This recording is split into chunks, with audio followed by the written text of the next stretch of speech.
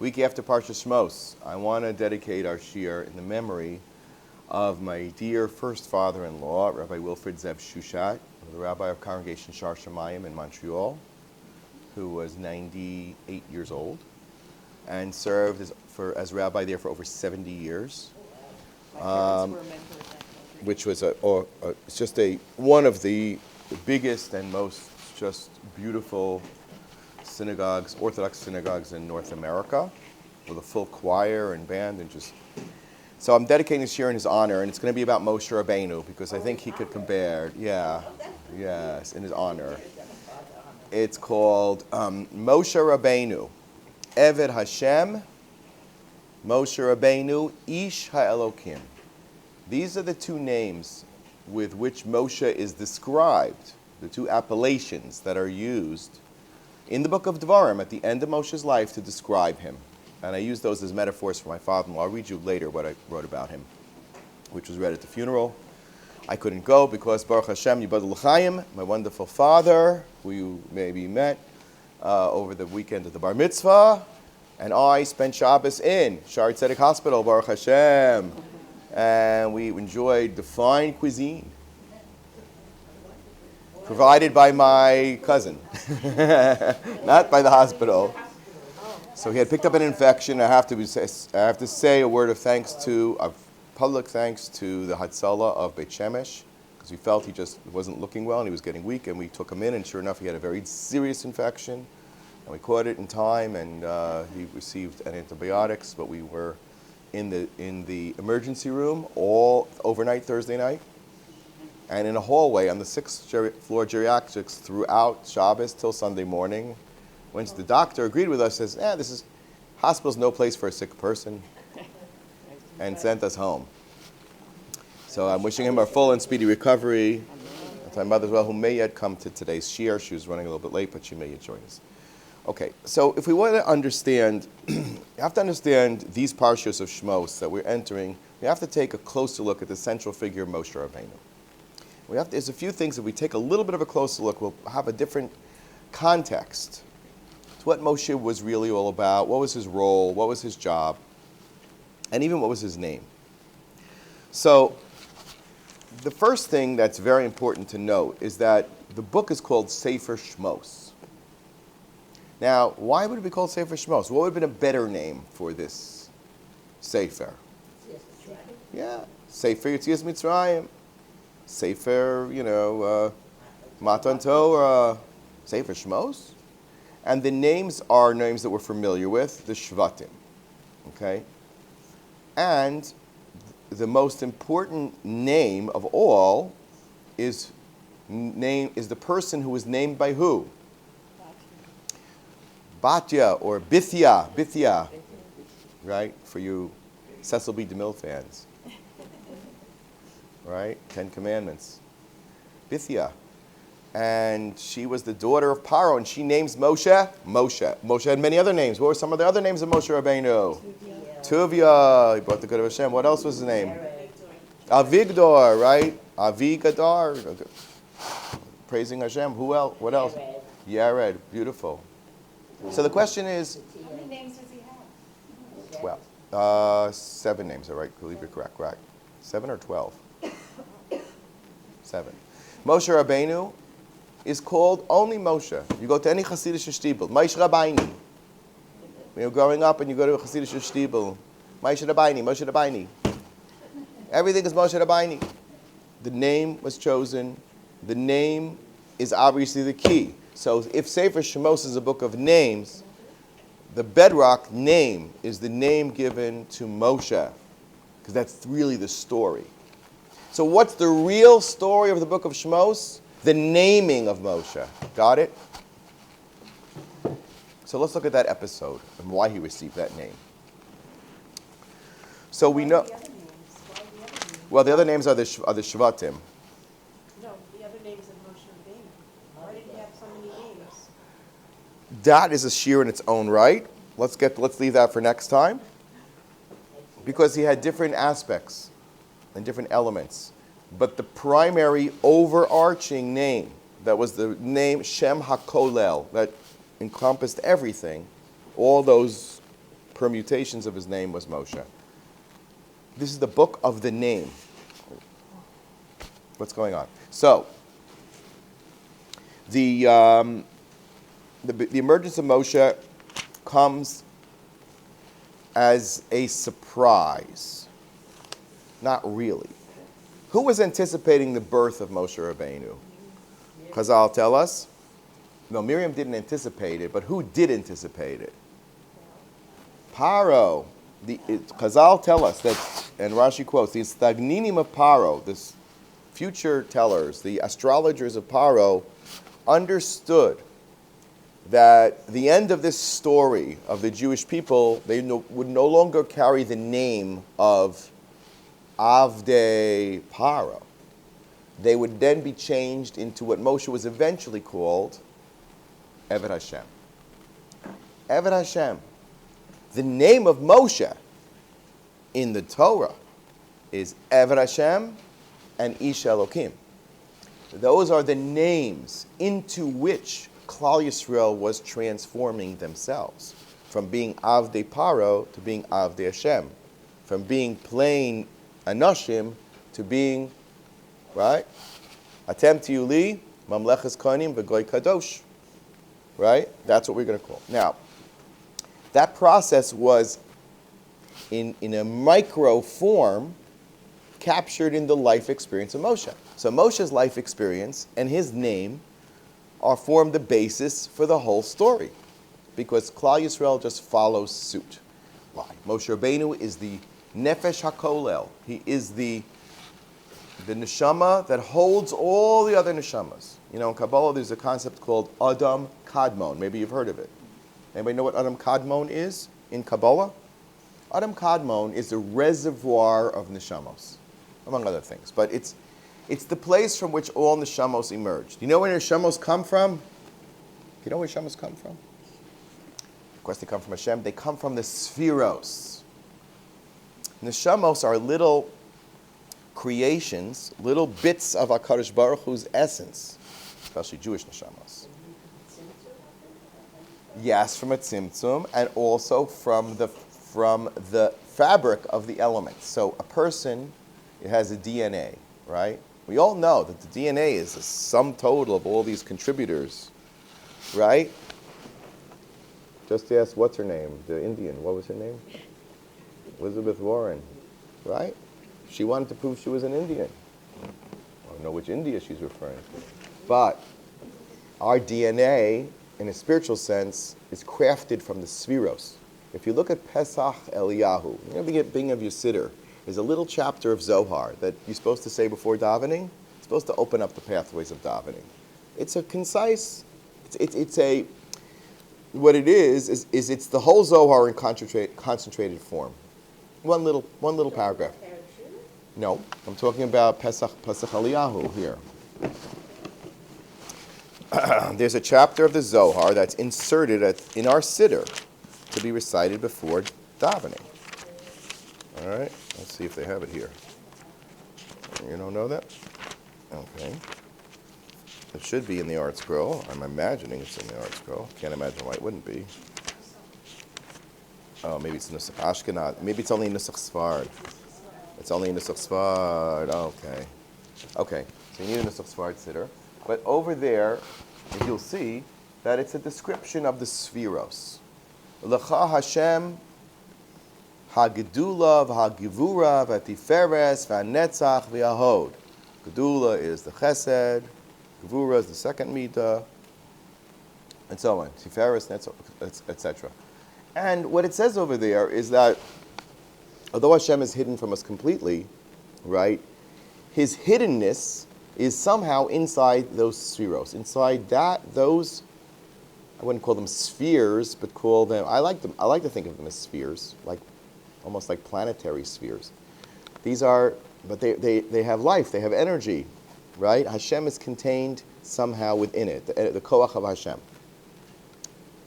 And when you take a neshama, it's like a little slice, a little piece, a little bit chesed, a little bit gvura, tiferes. You know, it's like a DNA which is structured from many different things, portions of which, right, are sliced and diced, I like to put it that way, and organized into a brand new little miniature world known as the neshama. Right? That's why Moshe Benu can incorporate all of Klal Yisrael, because his neshama contains all of these elements. Is that true of Adam Harishon, that he was the first Right. gene pool of... That's right. Exactly. In fact, however, glad you brought that up, because when Adam was created, he had every single neshama in him. But a couple hours later, what happened to Adam Harishon? He sinned. So the great tzaddikim of all time, including Rabbi Nachman and maybe a few others, claim that they jumped ship before the Avera.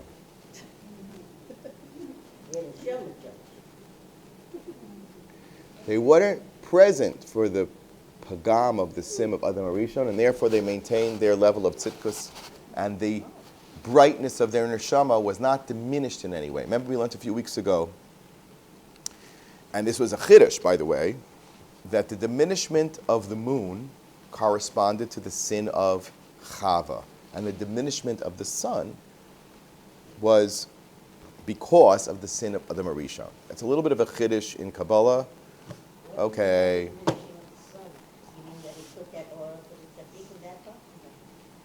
Hiding the light of the sun, and then the diminishment of the moon. There's a lot of questions among all the sources that study these texts, and they said, are these two different things? Are they the same thing? Are they one thing? Are they two things? Are they nothing to do with each other?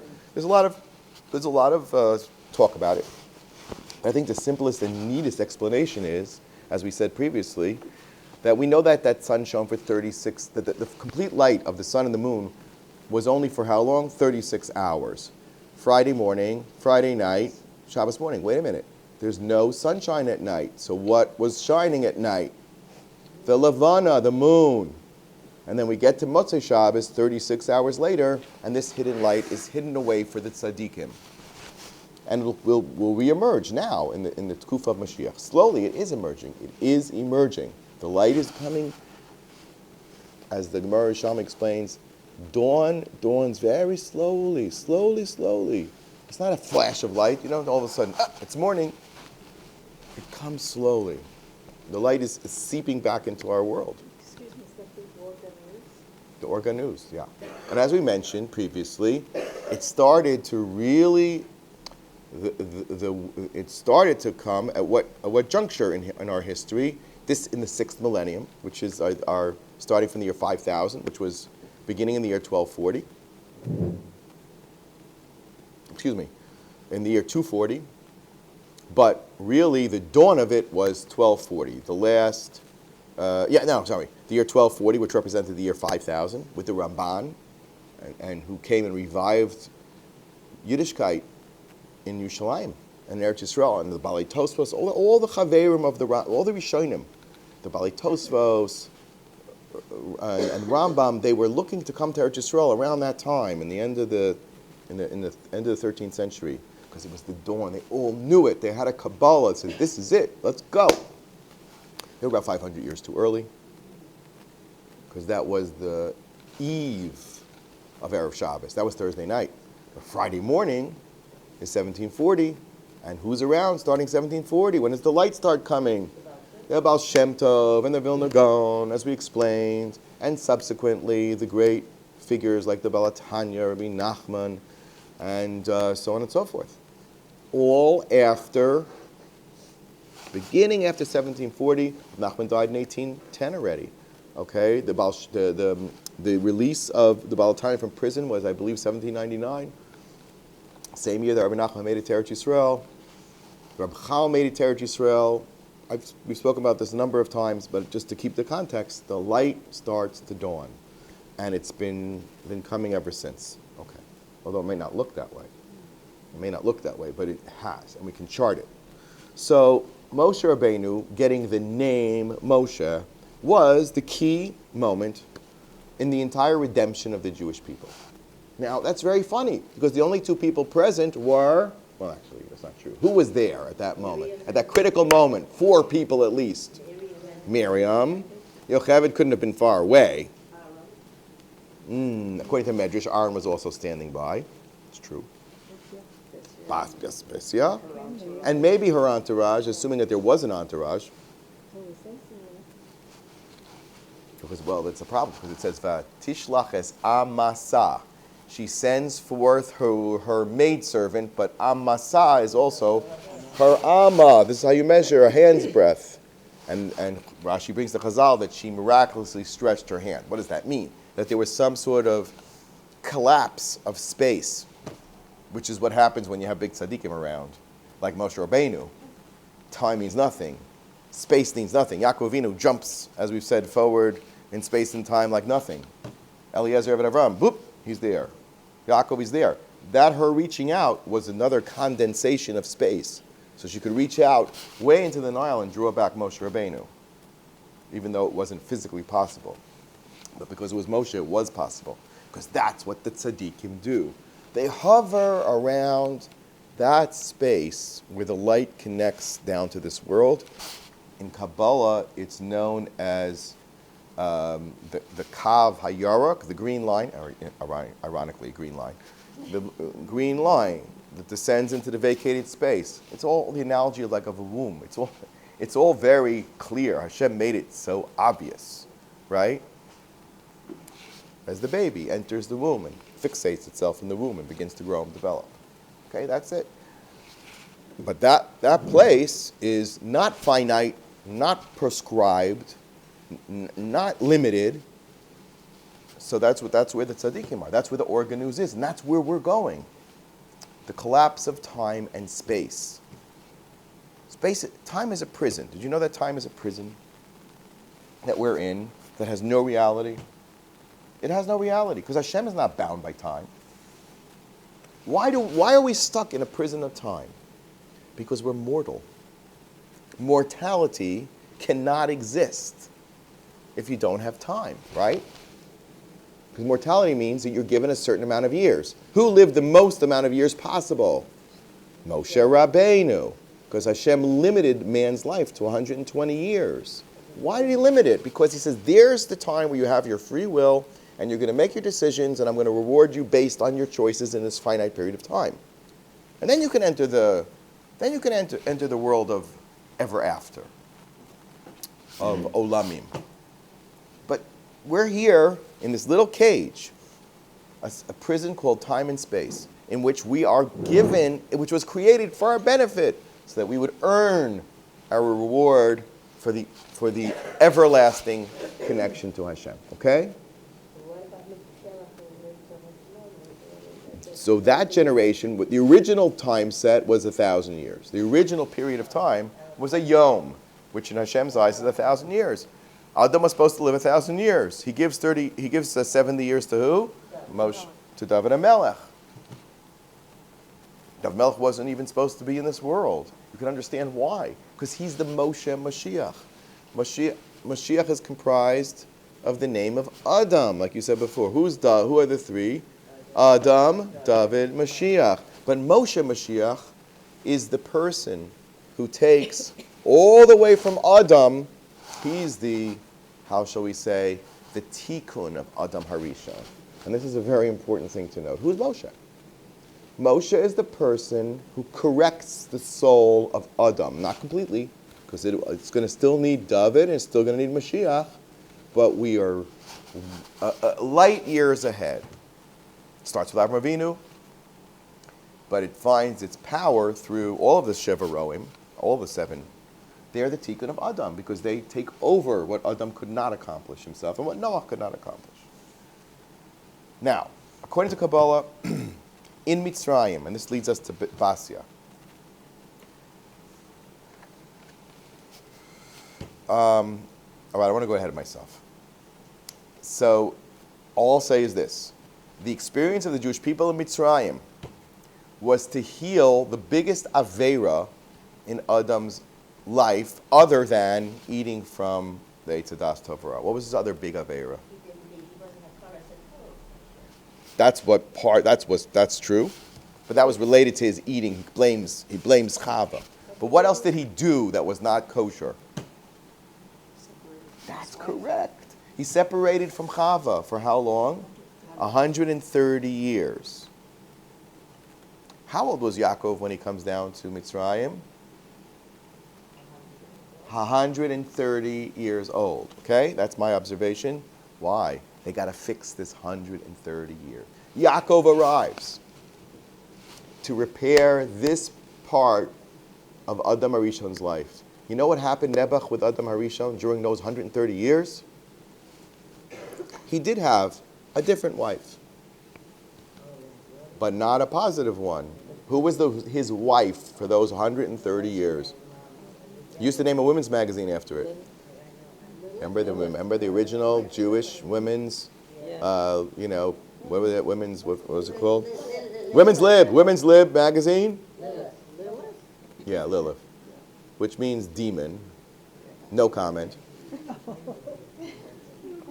They chose it, not me. Lilith has her name because she's constantly wailing. You know how the Sephardim wail? But they do that not only for happy times, they do it also for sad times. Yeah. Wailing, weeping, mourning, sadness, depression, illness, loss. That's the realm of Lilith. Chava is Eim Kol Chaya. She's life. And that's why, because Chaya, who's Eim Kol Chaya, she's the mother of all life, caused the Chala of the world, who's known as, because he's a Chala, because he was formed from clay, Adam HaRishon. So that's why women are given the mitzvah of taking Chala. And they're also given the mitzvah of Hadlakas Neros and Nida, right? What does the Gemara on Shabbos say? There are three things that women are uniquely judged on. And that's what? Taking off challah for the bread, lighting candles on Shabbos, and observing the laws of Taras Mishpacha. We rely completely on the woman and her testimony and the laws of Taras Mishpacha. It's all about her. Whatever she says goes. She is menace. She's believed. Whatever she says. You have to believe her. Yeah. I always thinking about that Hashem created Adam with his own hands. How could he sin? How is it possible that he is not perfect? Very good question. It's the same question as how could Hashem create the rest of the world that's so imperfect? The question is, if Hashem baked Adam HaRishon like a challah, mixed him up, right, took from the dirt. Where was that dirt from? A little bit from all over the world, but also, right, Evan Shasiyah, Yerushalayim, it's the point where that Kav HaYaruk hits ground. Right there. The place where Yaakov Avinu, who was 130 years old when he comes down to Mitzrayim, laid his head. The place where the Shemos, Bnei Yisrael, were formulated, because that was where he put together the rocks that symbolize the 12 tribes of Klal Yisrael, because they're going to fix that place. Cain and Hevel tried to do their karbanos there. Noach did his karbanos there, according to the Rambam. And that was the place of the Akedas Yitzchak, according to the Rambam. It's all one place. So how could that be? How could the perfect create the imperfect? That was one of the greatest questions of Jewish philosophy of all time. There's only about these many books and more written to address that particular question. How does the infinite become finite?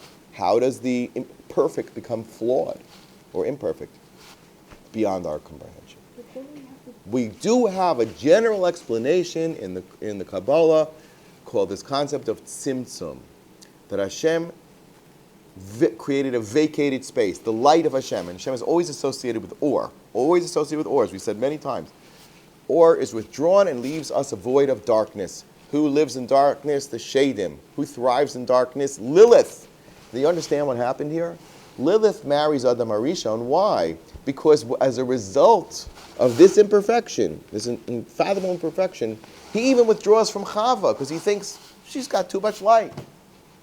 I no longer deserve to be with her. I messed up. And furthermore, Cain and Hevel messed up.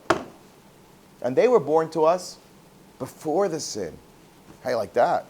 That's why you know who is the Gilgal of Hevel? Who's the Gilgal of Hevel? Moshe Benu. Because Moshe was born before the sin. Get it? The real Mashiach has to be pure from that, as pure as possible, from that imperfection of sin. Sin is a result of being imperfect. Chet means to miss. Shooting at an arrow and missing the target, it's called an error. You're off. You're imperfect. Okay? So because Adam saw himself now as having really introduced sin and imperfection to the world, he withdraws from Chava, Eim Kochaya, and he attaches himself to Lilith. Now, however you want to interpret that, I'm not here to do various homiletical interpretations or midrashic interpretations or philosophical interpretations. You draw your own conclusions. What does that mean? Did he descend into despair? Was he depressed? Did he need a therapist? What does that mean, he married Lilith? What does that mean? But on the most simple scale, there was a spiritual marriage that took place that bore fruit. That they were children. But the children that were created of that marriage, what happened to them? They all fell into a deep klipa of tuma. They were lost souls. What do we know about them? We know an awful lot about them because we are them. We are them. Yeah, very familiar. They end up being the Jewish people. Now they go through a process. Didn't start off so good. They had a lot of negativity to get rid of. So the first time they got it, how to go to a bath. That was known as the Mabul. The Mabul. They did what Lilith's kids would be expected to do. They behaved in a corrupt manner, in a way which was imperfect, indecent, and not the way it was meant to be. So Hashem says, put them in the bath. Little kids get dirty, you put them in the bath. That's how the Kabbalah describes the Mabul, a mikvah tahara for the world. Okay, that was round one. What happened to Chava? It's a very good question.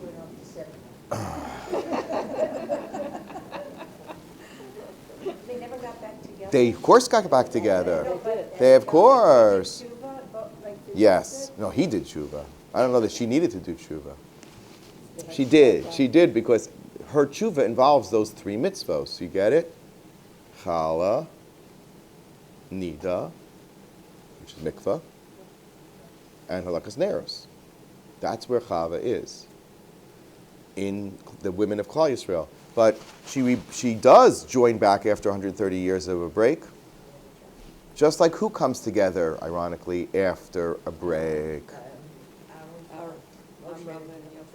Amram and Yocheved, Moshe's parents.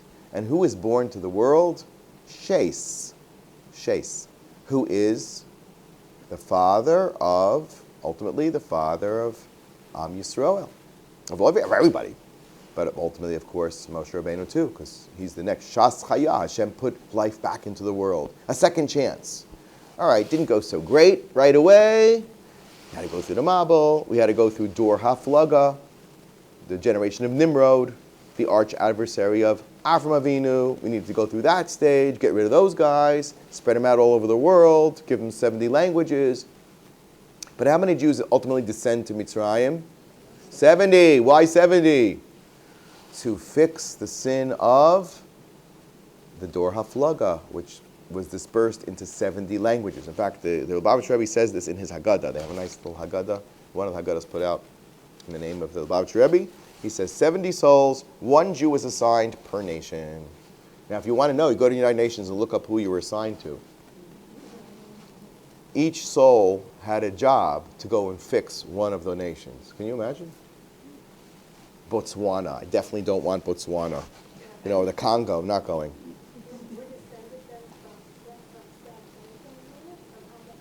Well, Seth was the replacement of Cain and Hevel, so we're all descended from Seth. I thought you just said we all came from Levi. Well, what happens is, now you want everything at once in one shiur? Want me to give away all the story? The answer is very simple. It's not very simple. But there was also a problem on Chava's end. Just like there was a union between Adam and Lilith, which produced all sorts of shadim and klipos that needed to be redeemed, there was a union between Chava and who? And the Nachash, which produced some very nasty people that then needed to be redeemed, but almost all of them were not redeemed, save a couple. One of them being Naamah, the daughter of Lamech, who turns out to be the wife of Noach. So Shem, Cham, and Yafes, 10 generations later, after Shes, right, are still bearing part of the Klippa, the Lilith-like DNA, because that was a shidduch, Nachash, Lilith, that was a great shidduch, The Satan and then Lilith, that's a shidduch, and Adam and Chava are a shidduch. How do they get all mixed up? That's the problem. It got mixed up. Evil and good got mixed up. Get it? Eitz Hadas, Tov Ram. We spend the rest of our time separating it out. That's why on Shabbos, Borer is a malacha, among other things. Because all the actions that you need to do to get good out of evil are part of the 39 malachos. So that's for later. Okay? So then, did I answer your question? No. Again, your question was, let me repeat your question. What was your question? Say it again, please. We are descendants then of Ham and Lilith. Correct. Well, Lilith, yes, in a greater sense, because the Shadim are part of our reality too. It's really the Nachash's children that are cloned in through the children of Noah. But Lilith is a partner to that. And whenever there is an Aveira or a negativity that needs to be cleared away, she's there. We got to get rid of her. And I would say, if it was Adam's job to rectify the part of the Nachash that he got mixed up with, it's Chava's job and the women's job to get rid of Lilith. And those 3 mitzvos are a direct response against Lilith. You understand? Why? First of all, Or of Shabbos. Shabbos is bringing Kedusha into the realm of Zman. Shabbos is also a time of the union of husband and wife, which is a private Kedusha, unlike a Hefker, which is the opposite of that, right? Nida, obviously, right? And then is the tomb of death versus the ability to bear life. And that's the whole purpose of the family, is to bring children to the world, right? And Chala is Parnasa, because what are you going to feed the family? Right? You have to have Parnasa. And the Gemara, the Zohar says, no, the Gemara in Chulin says, if anybody would only listen to this, we all need chizuk. A Parnasa of the man comes from the shining of a woman's soul. If his wife is happy, he'll have Parnasa. If his wife is miserable, he's losing lots of money. I always tell the husband, don't get angry, you're losing money. Don't get angry at your wife.